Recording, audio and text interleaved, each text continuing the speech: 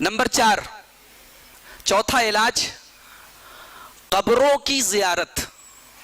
قبروں کی زیارت، درگاہوں کی نہیں، وہاں سے دل کی سختی دور نہیں ہونے والی. قبروں کی زیارت. اب ذرا حدیث سنیے.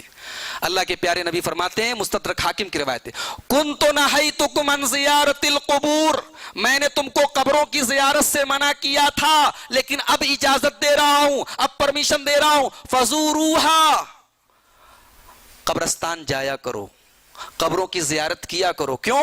فإنہا طریق القلوب، اس لیے کہ قبرستان جاؤ گے، قبروں کو دیکھو گے تو دل نرم ہوگا. جب قبر دیکھو گے تو دل نرم ہوگا کہ یہی گھر ہے میرا، یہی آنا ہے، گھوم پھر کے عیش کر کے موج کر کے مستی کر کے آنا یہی ہے. فإنہا طریق القلب، قبرستان جاؤ گے، قبر کو دیکھو گے تو دل میں نرمی پیدا ہوگی. وَتُدْمِعُ الْعَيْنِ، اور آنکھوں سے آنسو آئیں گے. وَتُذَكِّرُ الْآخِرَةَ، اور آخرت کی یاد آئے گی. لہٰذا قبرستان گاہے بگاہے چلے جایا کریں آپ. یہ مسئلہ بھی اکثر لوگ پوچھتے ہیں کہ کیا قبرستان جانے کا کوئی ٹائم فکس ہے؟ کوئی ٹائم فکس نہیں، کبھی بھی جا سکتے ہیں.